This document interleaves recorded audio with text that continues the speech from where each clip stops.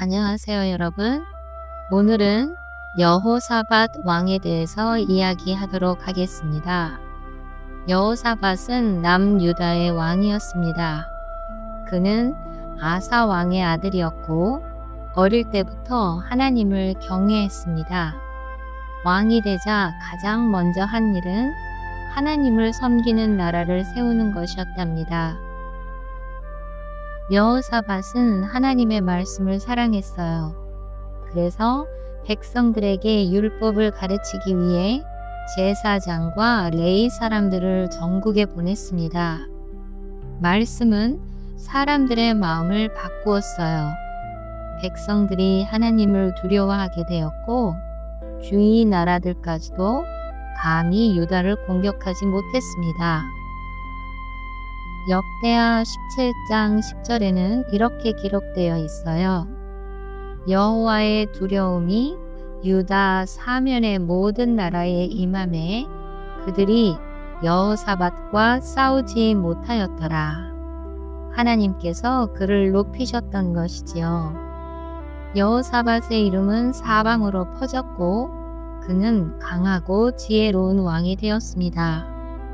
그러나 시간이 지나면서 여호사밧은 한 가지 잘못을 범했어요.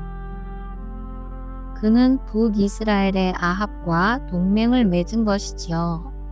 왜 그랬을까요? 그는 아마 두 나라가 싸우지 않고 평화롭게 지내기를 바랬을 거예요.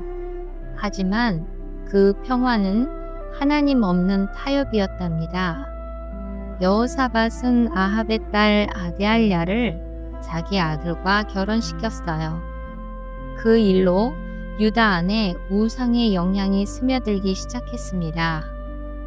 나중에 아합이 길르앗 라못을 치러 간다고 할 때 여호사밧은 함께 가겠다고 했답니다.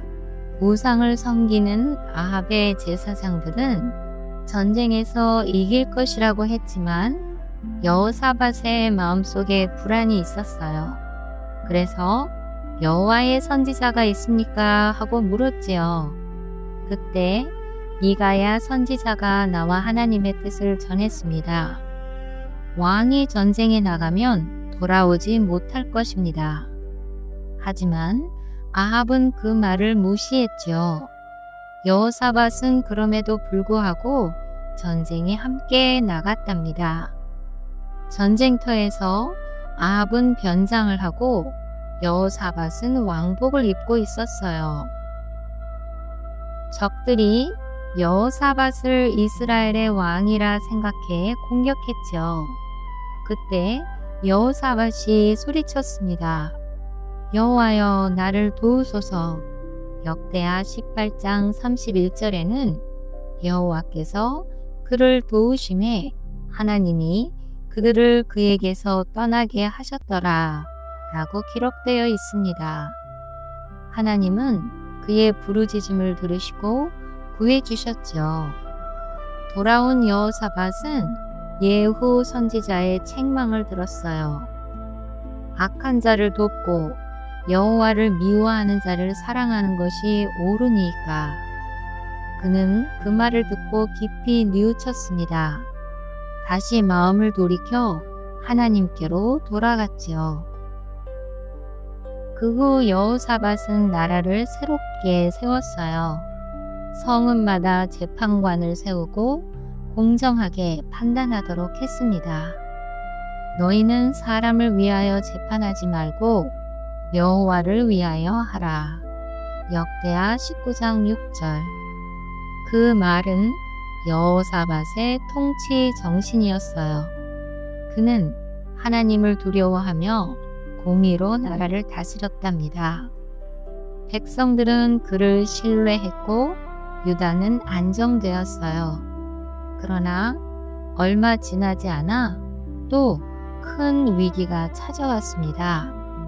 모압과 암몬, 세일산의 군대가 연합해 유다를 치러 온 것이었죠.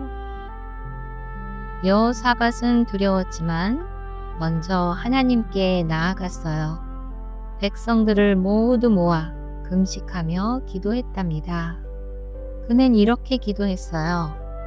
우리의 하나님이여, 우리가 주를 바라보나이다. 역대하 20장 12절. 그는 군사보다 하나님을 더 의지했습니다. 그때 하나님께서 야하시엘을 통해 응답하셨어요. 이 전쟁은 너희 것이 아니요 하나님의 것이라. 역대하 20장 15절. 여호사밧은 그 말을 듣고 엎드려 예배드렸어요. 백성들도 함께 무릎을 꿇고 찬양했습니다. 다음 날 여호사밧은 군대를 세워 나아갔어요. 그런데 앞장선 것은 칼이나 창이 아니라 찬양대였습니다. 그들은 큰 소리로 노래했답니다. 여호와께 감사하세. 그 인자하심이 영원하도다. 역대하 20장 21절. 놀라운 일이 일어났습니다. 찬양이 울려 퍼질 때 적군들이 서로 싸워 죽이기 시작했죠. 하나님께서 친히 싸우셨던 거예요. 역대하 20장 22절은 이렇게 말합니다. 그 노래와 찬송이 시작될 때에 여호와께서 복병을 두사 그들이 패하였더라. 여호사밧과 백성들은 전리품을 거두며 하나님께 영광을 돌렸습니다. 그곳은 브라가 골짜기라 불리게 되었답니다. 찬송의 골짜기라는 뜻이래요. 하나님께서 주신 승리의 장소였죠. 그들은 사흘 동안 찬양하며 하나님께 감사했습니다. 그 후로 유다는 오랫동안 평화를 누렸어요. 여호사밧은 하나님을 의지하는 믿음이 진정한 평화의 근원임을 깨달았습니다. 시편 37편 5절의 말씀처럼 네 길을 여호와께 맡기라. 저를 의지하면 저가 이루시고. 그 말씀이 그의 생애를 통해 증명되었습니다. 하지만 여호사밧의 생애 말기에도 아쉬운 일이 있었어요. 그는 다시 북이스라엘의 아하시아와 동맹을 맺었답니다. 함께 배를 만들어 금을 싣고 오려 했지요. 그러나 하나님은 그 일을 기뻐하지 않으셨어요. 역대하 20장 37절에 왕이 여호와와 함께하지 아니하므로 그 배들이 부서지고 다시 가지 못하였더라 라고 기록되어 있습니다.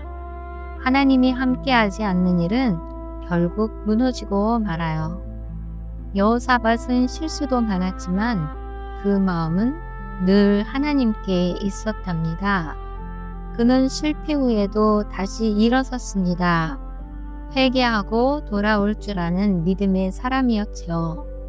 역대하 17장 6절 말씀처럼 그 마음이 담대하여 여호와의 길을 걸어 우상을 제하여 버렸더라. 그의 생애는 우리에게 귀한 교훈을 줍니다. 하나님을 신뢰할 때 승리가 오고 사람을 의지할 때 넘어짐이 온다는 것을요. 여호사밧의 믿음은 완벽하지 않았지만 진실했어요. 그래서 하나님께서 그를 사용하셨지요. 우리도 여호사밧처럼 하나님을 전적으로 신뢰해야 합니다. 세상과 타협하지 말고 주님만 바라봐야 해요. 어려움이 와도 찬양으로 나아가야 합니다. 그럴 때 주님이 우리의 싸움을 대신하십니다.